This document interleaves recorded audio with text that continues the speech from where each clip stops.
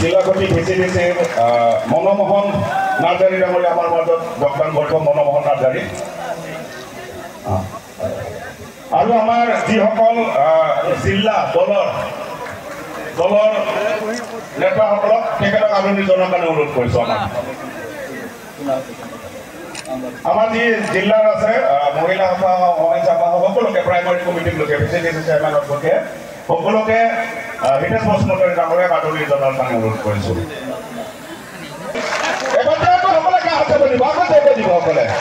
বহুত বহুত ধন্যবাদ আজি আমাৰ UPPL দলত BPF দলৰ বাক্সা জিলাৰ প্ৰাক্তন সভাপতি হিতেশ বসুমতাৰী ডাঙৰীয়া তেখেতে প্ৰাক্তন বিধায়ক আৰু প্ৰাক্তন EMO হৈ আমাৰ দলত যোগদান কৰিছে আৰু তেখেতৰ আগমনে অকল মছলপুৰ জিলা নহয় UPPL দল অধিক শক্তিশালী কৰিব মই এইটো আশা কৰিছোঁ BPF দলত কোনো মানুহ থাকিব পৰা পৰিৱেশ হাগ্ৰামা মহিলাৰ ডাঙৰীয়াই আৰু ইয়াত ৰাখা নাই কাৰণ তেখেতৰ যিটো একান্নৈকতাবাদ আৰু যিহেতু তেখেতৰ যিটো সকলো মানুহৰ প্ৰতি যিটো এটা অহংভাৱ তেখেতে ৰাখে ইয়াৰ কাৰণে তেখেতৰ সতীৰ্থবিলাক লাহে লাহেকৈ ওলাই গৈছে আৰু তেখেতৰ যিহেতু কোনো মিছন আৰু ভিজন নাই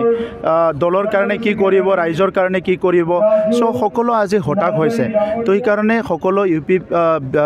UPPL দললৈ সবে আহিছে আৰু BPF দলক লাহে লাহেকৈ সবে এৰি দিছে তো সেইকাৰণে আমি আশা ৰাখিছোঁ যেনেকৈ আমি যোৱা 4টা বছৰত প্ৰধানমন্ত্ৰী নৰেন্দ্ৰ মোদী ডাঙৰীয়াৰ আশীৰ্বাদত আমাৰ অসমৰ মুখ্যমন্ত্ৰী ডাঙৰীয়া ডক্টৰ হিমন্ত বিশ্ব শৰ্মা ডাঙৰীয়াৰ যিটো এটা ভিজনাৰী এটা চিন্তা আমি একেলগে আগবাঢ়ি আছোঁ অনাগত দিনত আমি UPPL দলক শক্তিশালী BTR অঞ্চলৰ 35 লাখ জনসাধাৰণক আগুৱাই নিয়াৰ লগতে এই অঞ্চলৰ শান্তি সম্প্ৰীতি নিৰাপত্তা চিৰস্থায়ী কৰাৰ কাৰণে আমি কাম কৰিব পাৰিম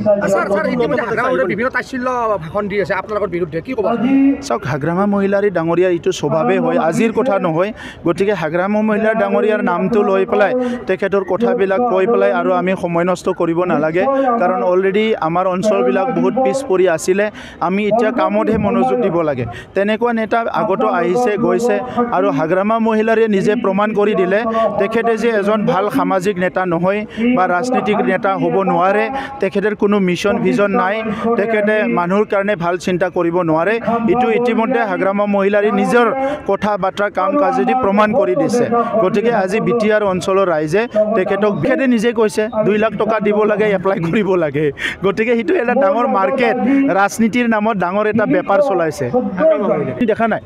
আপোনালোকৰ নিউজতেতো বজাই আছিলে যে 2 লাখ টকা দিব লাগে এপ্লাই কৰিব লাগে সো 2 লাখ টকা দি এপ্লাই কৰা না বিজেপিয়ে কৈছে না কংগ্ৰেছে কৈছে না কোনবা অসম ভাৰতৰ কোনবা ডাঙৰ দলে কৈছে কোনোটো কোৱা নাই যে ক'বাত ফিছৰ কাৰণে 1500 টকা ল'ব পাৰে কিন্তু 2 লাখ টকা দি এপ্লাই কৰা মাৰ্কেটখন আজি হাগ্ৰামা মহিলাৰ ডাঙৰীয়াই ৰাজনীতিখন ইমানে বেপাৰ কৰিছে যে যিটো নেকি অনাগত দিনত তেখেতক লৈ পেলাই আমি গণতান্ত্ৰিক পৰিৱেশটো কেনেকৈ জীয়াই ৰাখিম চিন্তা কৰিবলৈ আজি বাধ্য হৈছে কৈছে যিসকল BPFৰ নেতাই UPPL যোগদান কৰিলে তেওঁলোকৰ লগত কিবা আলোচনা আছে নেকি যে তেওঁলোকক পৰৱৰ্তী সময়ত বিভিন্ন দায়িত্ব দিয়া হ'ব চুক্তি আছে নেকি কাৰ লগত চুক্তি যিসকলে BPFৰ যোগদান কৰিলে তেনেকুৱা কোনো চুক্তি নাই আৰু চুক্তিৰ দৰকাৰো নাই তেখেতসকলে আগতে এজন নেতা আছিলে সংগ্ৰাম তেখেতসকলৰ নেতৃত্ব দিছিলে গতিকে আজি তেখেতসকলে কথাটো বুজি পেলাই আমাৰ দলত আহিছে গতিকে তেখেতসকলক কোনোবাই কিবা দিব লাগে আনিব লাগে কিবা এছুৰেঞ্চ কৰিব লাগে তেনেকুৱা পৰিৱেশ নাই তেখেতসকলে নিজে আমাৰ দলত আহিছে আমি তেখেতসকলক আদৰি জনাইছোঁ আপুনি বিচৰা বাতৰি পাব কেৱল নিউজ 18 এপত নিউজ 18 এপ ডাউনলোড কৰিবলৈ স্ক্যান কৰক এই QR কোড গুগল প্লে ষ্টৰতো পাব এই নিউজ 18 এপ